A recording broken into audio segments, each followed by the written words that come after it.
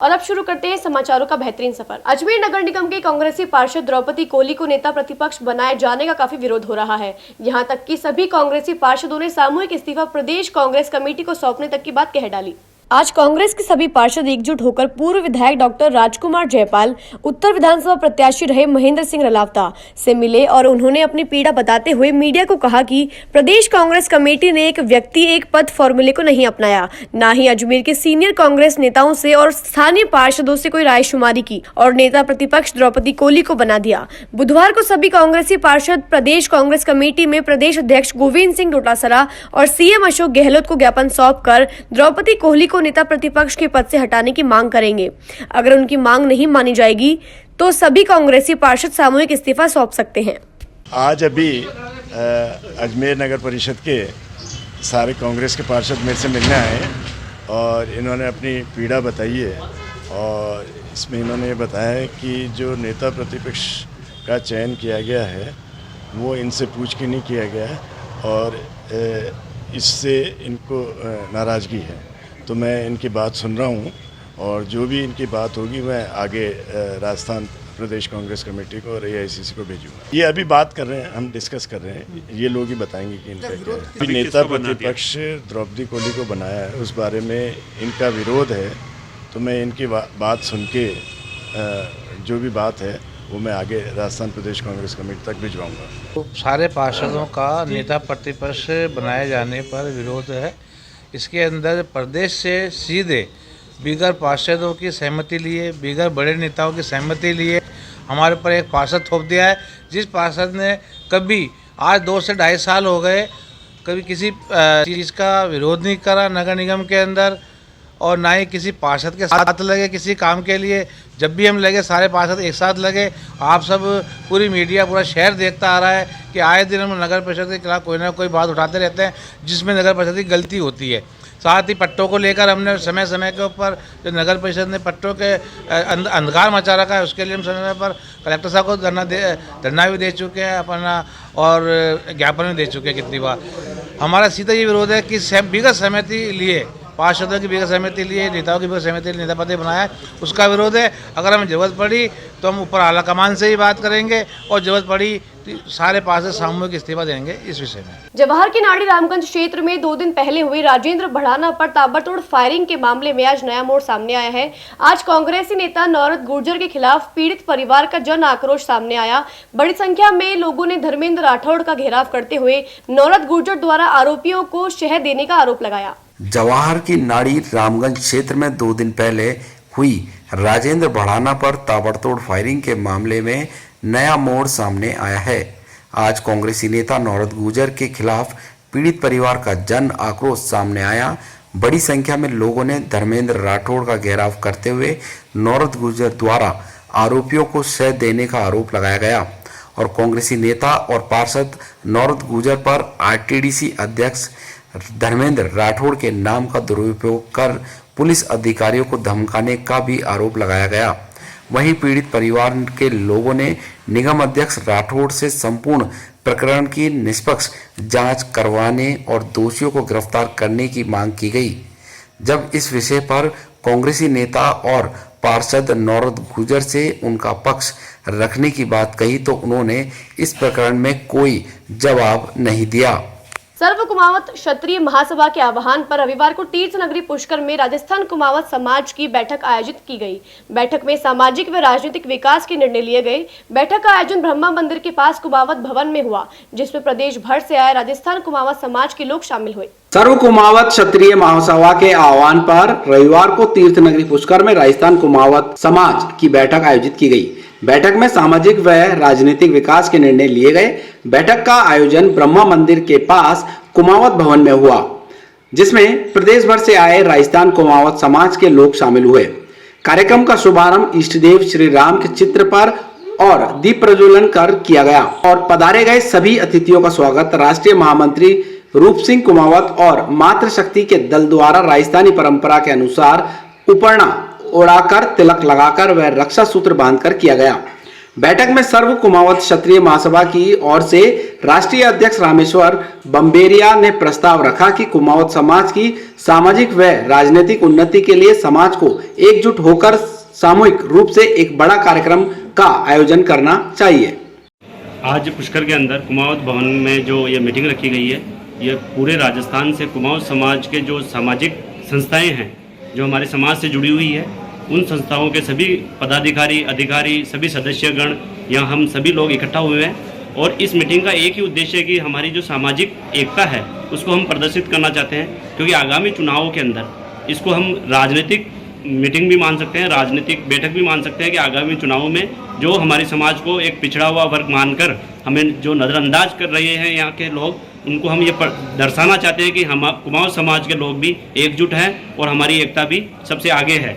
मुस्लिम महासभा ने दरगाह बाजार व्यापारिक एसोसिएशन के अध्यक्ष हरीश पैनवाला के खिलाफ जांच की मांग की है। दरगाह बाजार एसोसिएशन के अध्यक्ष हरीश पैनवाला के खिलाफ मुस्लिम महासभा ने सीईओ दरगाह गौरीशंकर शर्मा को ज्ञापन सौंपकर जांच की मांग की। मुस्लिम महासभा प्रदेश उपाध्यक्ष मोहम्मद गुफरान सिद्दीकी ने कहा कि दरगाह बाजार में जितनी भी दुकानें हैं, सभी दुकानदारों ने अपनी दुकानों के बाहर की जगह किराए पर दे रखी है। इन पर जब प्रशासन के द्वारा कार्यवाही की जाती है तो हरीश पैनवाला नाराज होते हैं और प्रशासन के सामने खुद अच्छा साबित करने की कोशिश में रहते हैं।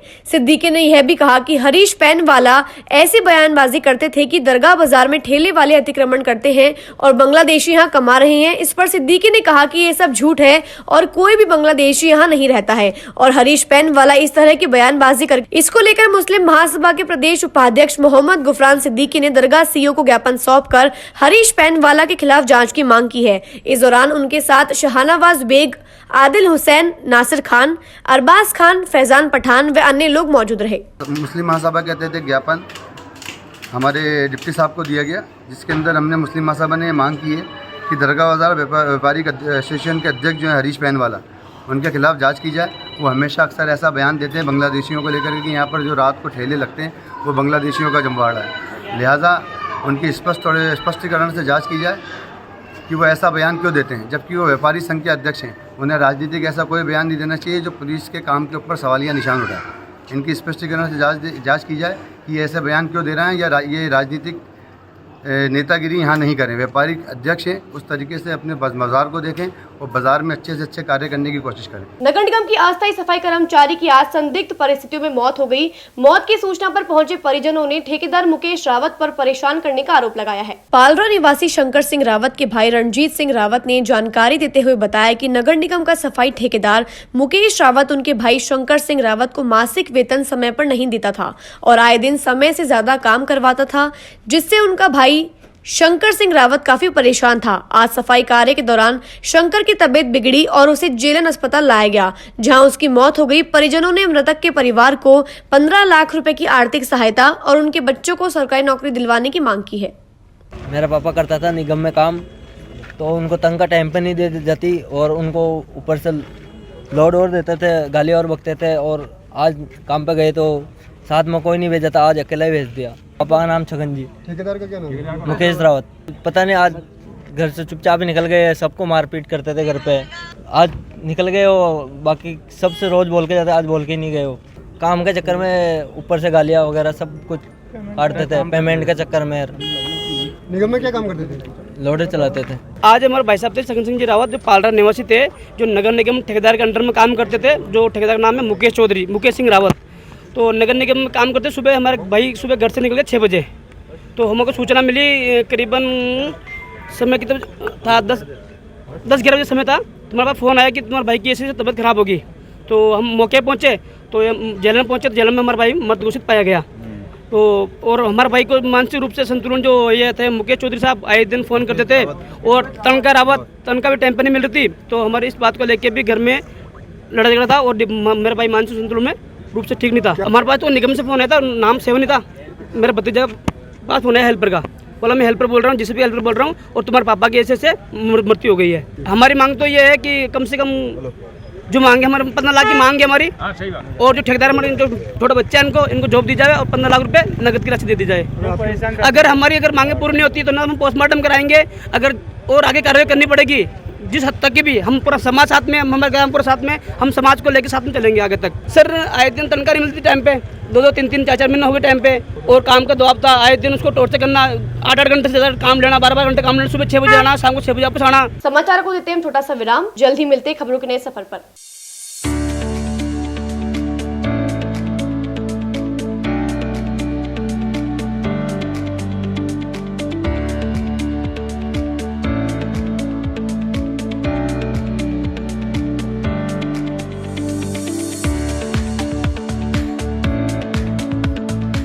ए सर्किट मामू नहीं बनने का, रेडीनेट फाइबर लगाने का। इंटरनेट बोले तो रेडीनेट फाइबर नेट। डिटेल्स के लिए 7412001234 पे कॉल लगाने का। सही है भाई। इंटरनेट बोले तो रेडीनेट fibre.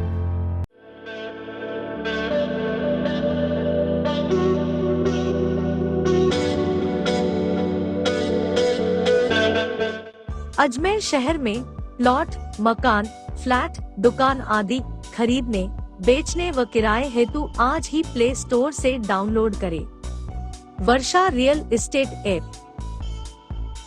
Varsha real estate, a unit of Varsha group, lets you live better.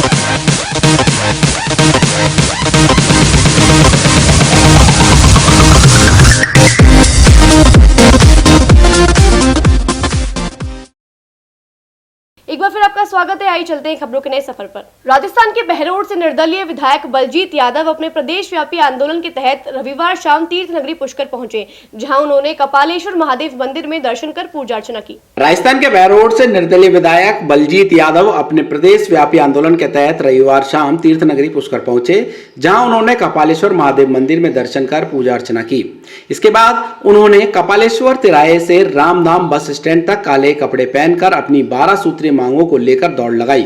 इस दौरान उन्हें स्थानीय जनप्रतिनिधि और आम लोगों का भी सहयोग मिला। मीडिया से बातचीत के दौरान विधायक यादव ने कहा कि हत्या होने पर एक व्यक्ति की जान जाती है और पेपर लीक होने पर लाखों जवानों की उम्मीदों को खत्म कर दिया जाता है। ऐसे में पेपर लीक करने वाले लुटेरों का सरकार द्वारा एनकाउंटर किया जाना चाहिए। उन्होंने कहा कि पेपर लीक जैसी घटनाएं अब रुकनी चाहिए। प्रदेश में बेरोजगारी की स्थिति बद से बदतर है। देश के अन्य 22 राज्यों में सरकारी नौकरियों में राज्य विशेष के युवाओं के लिए नौकरियां आरक्षित की जा रही है। ऐसे में राजस्थान में भी सरकार को कानून बनाकर प्रदेश के युवाओं को सरकारी नौकरी में वरीयता देनी चाहिए। विधायक यादव ने कहा कि बेरोजगारी और महंगाई चरम पर है। ऐसे में किसान मर रहा है। सरकार को पूर्व प्रधानमंत्री स्वर्गीय अटल बिहारी वाजपेयी के भजन को देखते हुए बाढ़ग्रस्त क्षेत्रों में नदियों को सूखे क्षेत्रों में जोड़ना चाहिए। विधायक यादव ने मांग की है कि चंबल का पानी सरकार के विभिन्न माध्यमों से किसानों तक पहुंचाया जाना चाहिए। मांगों को लेकर मैं आज यहाँ पुष्कर में आया हूँ। भगवान शिव जी के दर्शन के जल चढ़ाया और उनसे प्रार्थना की है कि वो हमारी मांगों को पूरी करवाने के लिए सरकार को सद्बुद्धि दें। मांग हमारी ये है कि बेरोजगारी चरम पर है, किसान बिल्कुल मरा हुआ है, महंगाई आसमान छू रही है। ऐसे में ना तो किसान को उसकी फसल का दाम मिल रहा है और ना ही उसके बेटे को रोजगार मिल रहा है। मैं काफ़ी समय से विधानसभा में मैंने इस बात को रखा और जब पूरी नहीं हुई सब बातें, तो 1 साल पहले मैं सूर्य उदय से सूर्यास्त होने तक जयपुर में दौड़ा, तो मुझे मुख्यमंत्री जी ने वचन दिया था और एक कमेटी बनाई थी कि आपकी मांगों को पूरा करेंगे। मैंने मांग की थी 5 लाख भर्ती सरकार एक साथ निकाले, भर्ती कैलेंडर जारी करे कि किस डेट को परीक्षा होगी, किस डेट को रिजल्ट आएगा और किस डेट को ज्वाइनिंग देंगे। वरना भर्ती चलती रहती है 5-5 साल, 7-7 साल और पूरी नहीं होती, कंप्लीट नहीं होती। इसके अलावा जो पेपर लूट की घटनाएं होती हैं, ये पेपर लीक वाली घटना रुकनी चाहिए। बंसीलाल रोलिंग मिल आदर्श नगर से मदार तक मार्ग को चौड़ा करने के लिए घरों के आगे एडीए द्वारा लाल निशान लगाए गए, जिससे वहां रहने वाले लोग सदमे में आ गए। क्षेत्रवासियों ने जिला कलेक्टर से मुलाकात कर घर नहीं तोड़ने की मांग की है। बंसीलाल रोलिंग मिल आदर्श नगर से मदार तक मार्ग को चौड़ा करने के लिए घरों के आगे एडीए द्वारा लाल निशान लगाए गए हैं, जिससे वहां रहने वाले लोग सदमे में आ गए हैं। क्षेत्रवासियों ने आज जिला कलेक्टर से मुलाकात कर घर नहीं तोड़ने की मांग की है। क्षेत्रवासियों ने ज्ञापन देकर जिला कलेक्टर से मांग की है कि पिछले 3 साल पहले ही डीएफसीसी द्वारा रेलवे ट्रैक के पास से मार्ग को चौड़ा किया गया था। अब फिर से एडीए ने आदर्श नगर स्थित बंसीलाल रोलिंग मिल से लेकर मदार तक आनासागर स्केप चैनल के सहारे वैकल्पिक मार्ग बनाने की तैयारी की जा रही है, जिससे क्षेत्र में आने वाले सभी मकानों और दुकानों को लाल निशान लगाकर जमींदोज किए जाने की कार्रवाई की जाएगी। ऐसे में कई परिवार बेघर हो जाएंगे। जिला प्रशासन को इस मामले में सभी को राहत प्रदान की जाए, ऐसी कोई व्यवस्था की जानी चाहिए। जी मैडम। सर, इसमें जो ये रोड प्रस्तावित इन्होंने किया है 60 फीट का कर रहे हैं ये लोग। बीच में देखो। हाँ, 60 फीट रोड की कोई आवश्यकता नहीं है, क्योंकि घनी आबादी के क्षेत्र में भारी वाहनों का प्रवेश निषेध है। और इस प्रकार से यदि वाहन वहाँ जाने नहीं है और सिर्फ दुपहिया और 4 पहिया वाहन जाने हैं तो 20 फीट का रोड सफिशिएंट होता है वो व्यक्ति के लिए। उसके लिए किसी का घर भी नहीं जाएगा, कोई बेघर भी नहीं होगा। 100-150 घर का मतलब है 5 से 6 हज़ार व्यक्ति बेघर होना, और ये लोग प्रशासन इस तरीके से किसी को भी बेघर नहीं कर सकता है। तो मेरा मानना यही है कि इस जो योजना है इसको निरस्त किया जाए, डिमार्केशन को हटाया जाए और सभी लोगों को राहत दी जाए, ताकि जो भी मेंटल टेंशन आई है लोगों के ऊपर, जो सदमे में है वो इस सदमे से बाहर निकल सके। क्योंकि अभी डीएफसीसी ने कुछ ही समय पहले 3 साल पहले जो भूमि आवक की थी उसमें हमसे मकान लिए थे, और उसमें जो मकानों के जो मुआवजा है वो अभी तक कुछ लोगों को तो मिला ही नहीं है, न्यायालय में लंबित पड़ा हुआ है वो, तो वो उस सदमे से उभरे नहीं है और ये दूसरी चीज़ लेके आ गए ये लोग। अब ये क्या है क्या नहीं है ये हमें पता नहीं है, लेकिन कोई जवाब देने को तैयार नहीं है। कौन सी जगह है ये है आदर्श नगर रोलिंग मिल से लेके मदार बाईपास तक। क्या आप किससे मिलने आए? हम यहाँ कलेक्टर से मिलने आए। नाम आपका? सोनल सिंह एडवोकेट। जी। एडीए के प्राइवेट कर्मचारियों द्वारा बंसीलाल रोलिंग मिल से आदर्श नगर, बंसीलाल रोलिंग मिल से मदार तक रेलवे लाइन के सारे 60 फीट के रोड के लिए मकानों को चिन्हित करके गए हैं। अभी 3 साल पूरे भी नहीं हुए हैं, डीएफसीसी वालों ने उनकी भूमि अवाप्त कर ली थी। बेघर हो गए तो लोग बाग कच्चे मकान में रह रहे थे, उनको पूरा आधा किया। नाले के सारे अभी जिसमें कम से कम 40 तो दुकानें आ रही है, 3 गार्डन आ रहे हैं, बंसीलाल रोलिंग मिल आ रहे हैं, SC/ST के मकान आ रहे हैं। उसमें अनुच्छेद 46 के अनुसार SC/ST का अगर कोई भी मकान आता है तो सरकार उसकी जद को नहीं तोड़ सकती है। उसमें खुली मजदूरी करने वाले लोग बाग हैं। बहुत से तो ऐसे हैं जिनको पता पड़ा निशान लगा, तो बहुत सी औरतें तो ऐसे है कि हॉस्पिटल में जाके एडमिट हो गई, बीमार हो गई, और बहुत सदमे में हैं उधर के आदमी। क्योंकि भी 3 साल पहले तो जिन्होंने मकान बनाए उनके मकान आधे अधूरे जैसे तोड़ दिए उन्होंने, जैसे तैसे खुली मजदूरी करके मकान बनाए, फिर दोबारा बिना उसके नोटिस के कि भाई ये हम 60 फीट का रोड कहें, जबकि इसमें 20-25 फीट का रोड बना हुआ, आराम से यातायात आते जाते हैं, दुपहिया, तिपहिया, 4 पहिया वाहन, कोई किसी को दिक्कत नहीं है। लेकिन कुछ पता नहीं किसके कहने पे कि सरकार द्वारा ये दोबारा नोटिस निशान लगा दिए गए हैं, जिससे आम पब्लिक सदमे में है। और 60 फीट के रोड की कह रहे हैं कि 60 फीट के रोड की लगभग कितने मकान वहाँ पर है जो निशान लगाए गए? इसमें कम से कम 150-200 मकान है। जी हाँ, 200 मकानों पे निशान लगा के गए हैं, लिख के गए हैं 25 फीट तो रोड है, 35 फीट और अवाप्त करेंगे। 60 फीट के अभी तो निशान लगा के गए हैं, कोई मुआवजे की मांग, केवल निशान लगा के सदमे में है, क्योंकि मुआवजे की तो वो है ही नहीं सकती कि 60 फीट का तो है ही नहीं, 60 फीट का तो रोड प्रस्तावित है ही नहीं। जबकि गवर्नमेंट के हिसाब से नला बाजार के अंदर 60 फीट का रोड है, वहाँ नहीं कर रखा है। कहाँ पर? और ये DFCC है, गोरा कॉलोनी, केसरी कॉलोनी, विराट नगर, केसरी कॉलोनी, केसरी कॉलोनी, आदर्श नगर से गोरा कॉलोनी होता हुआ मदार तक का है, बंसीलाल रोलिंग मिल से। ये 60 फीट के रोड के प्रस्तावित किया है, जो इसकी कोई औचित्य नहीं है। लेकिन कहते हैं कि किसी के सरकार किसका हमें। मेरा नाम है TC गोरा, रिटायर्ड SBI में मैनेजर था मैं। ठीक, धन्यवाद। कांग्रेस के पूर्व लोकसभा महासचिव नूर आलम खान के नेतृत्व में आनासागर चौकी के सामने RTDC अध्यक्ष धर्मेंद्र राठौड़ का 51 किलो की माला पहनाकर स्वागत किया गया। इस मौके पर धर्मेंद्र राठौड़ ने बड़ा बयान जारी करते हुए कहा कि इस बार राजस्थान में सरकार फिर से रिपीट होगी। पूर्व लोकसभा महासचिव नूर आलम खान के नेतृत्व में आनासागर चौकी के सामने RTDC अध्यक्ष धर्मेंद्र राठौड़ का 51 किलो की माला पहनाकर स्वागत किया गया। इस मौके पर धर्मेंद्र राठौड़ ने बड़ा बयान जारी करते हुए कहा कि इस बार कांग्रेस की राजस्थान में फिर से सरकार रिपीट होगी। अगले कुछ महीनों के भीतर ही राजस्थान में विधानसभा के चुनाव होने हैं। अब सवाल यही है कि क्या राजस्थान में भी हर 5 साल पर बदलने वाली सरकार का रिवाज बदलेगा या फिर रिवाज कायम रहेगा। इसको लेकर राजनीतिक दलों ने अपने अपने तरीके से सियासी दांवपेच चलने शुरू कर दिए हैं। राजस्थान के मुख्यमंत्री अशोक गहलोत ने सरकार बदलने वाले रिवाज को बदलने के लिहाज से ऐसा सियासी दांव चला है कि जिसको कि मास्टर स्ट्रोक के तौर पर देखा जा रहा है। 7 जिलों को बनाने की तैयारियों के बीच गहलोत ने 19 जिले बनाने का दांव चलकर सियासी हवाओं को एक अलग ही दिशा दे दी है।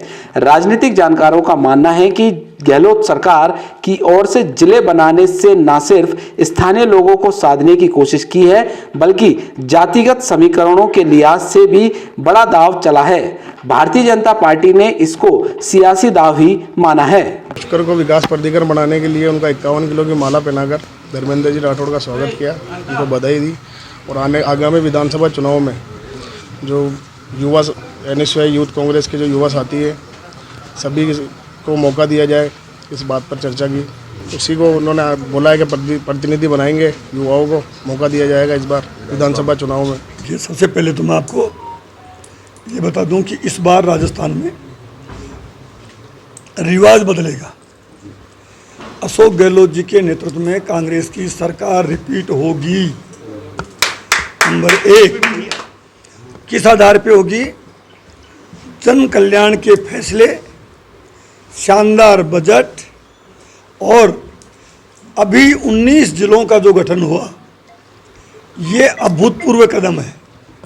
अजमेर जिले को 3 जिले, अजमेर जिला है, केकड़ी जिला और ब्यावर जिला, बरसों पुरानी मांगे थी ये, वो मुख्यमंत्री जी ने पूरी करके और अजमेर वासियों का सम्मान बढ़ाया है।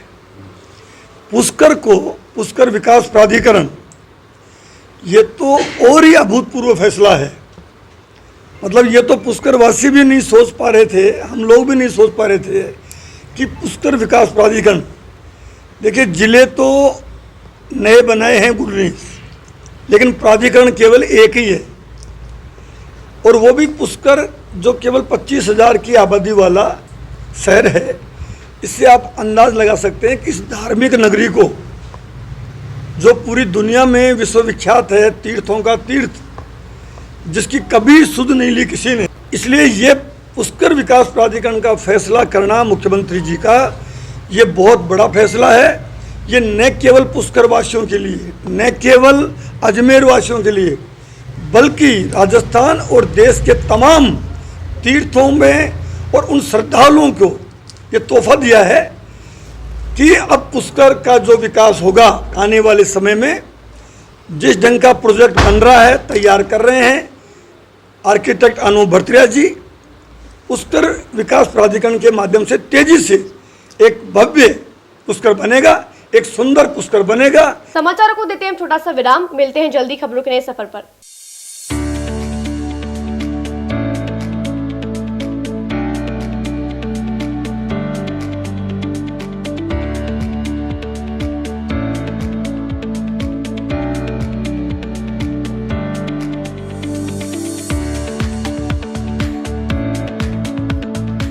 ए सर्किट मामू नहीं बनने का, रेडीनेट फाइबर लगाने का। इंटरनेट बोले तो रेडीनेट फाइबर नेट। डिटेल्स के लिए 7412001234 पे कॉल लगाने का। सही है भाई। इंटरनेट बोले तो रेडीनेट फाइबर।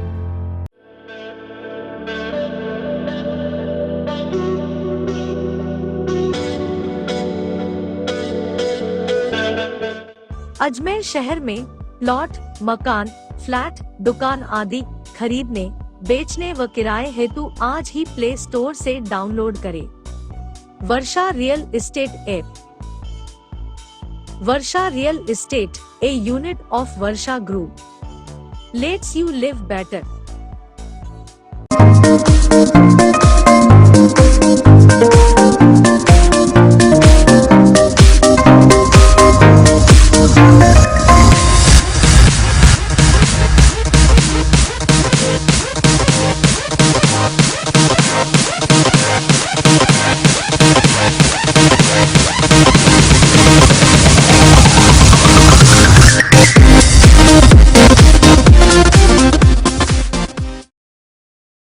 बार फिर आपका स्वागत है। आइए चलते हैं खबरों के नए सफर पर। तोपड़ा वार्ड 59 में आज निर्माण कार्य कर रहे ठेकेदार की लापरवाही के चलते ट्रक असंतुलित होकर निर्माणाधीन पुल की सड़क में पलट गया।